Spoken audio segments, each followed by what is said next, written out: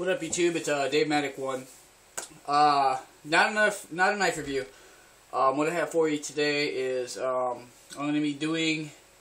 I'm going to attempt to reprofile the edge on my Gil Hibben 4.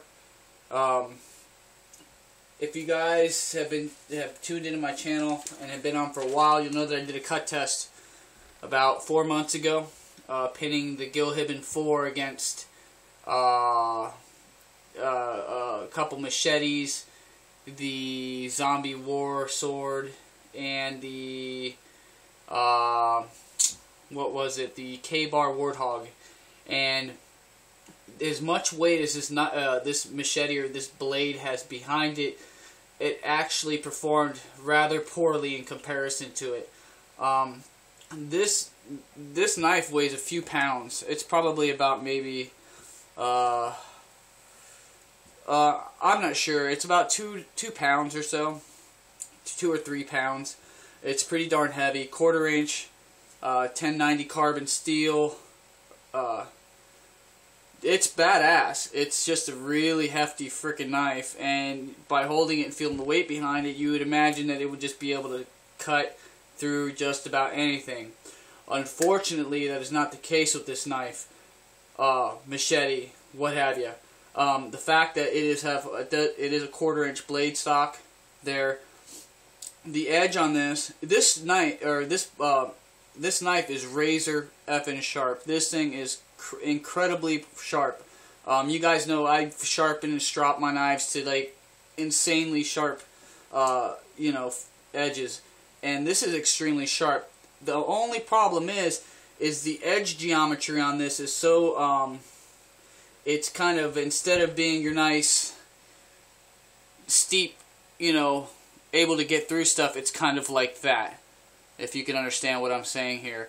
And basically, as you go to chop in stuff, instead of it being like this and just having no friction and being able to go through whatever material, it's fat, a wide profile, and it's just total friction. It cuts in initially, and then as soon as it gets to anywhere deep, the width of the blade just, it's like slamming the brakes. It doesn't cut anymore, and that's what the issue with this knife is. Like I said, this knife is sharpened. It is razor sharp, except for there.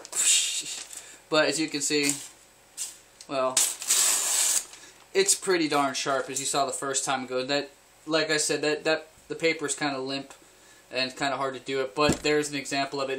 The edge itself is razor sharp.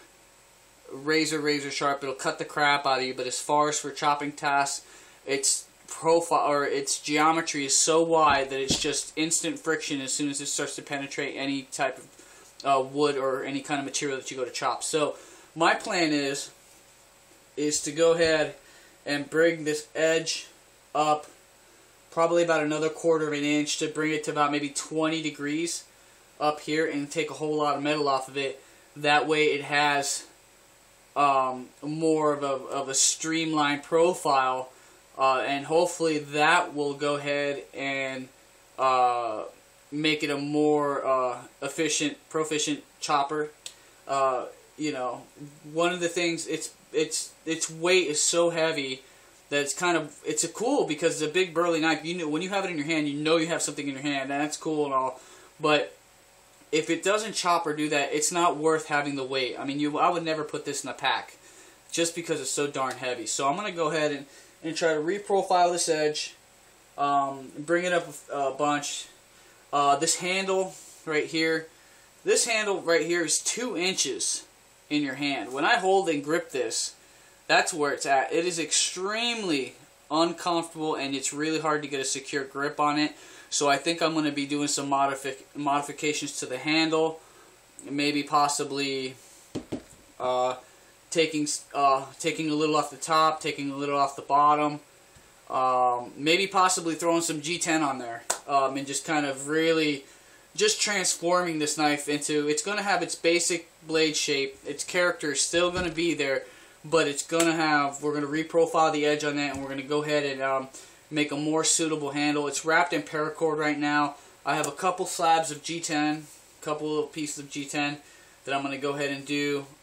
This pommel area, I may do something with that to form along with the new streamline handle, because you know it's just going to look really funny with this pommel, and if I do take away material on there. So anyway, this is just a video just letting you know what I'm about to do. So if you end up seeing this video and then the follow-up video, you know I've succeeded.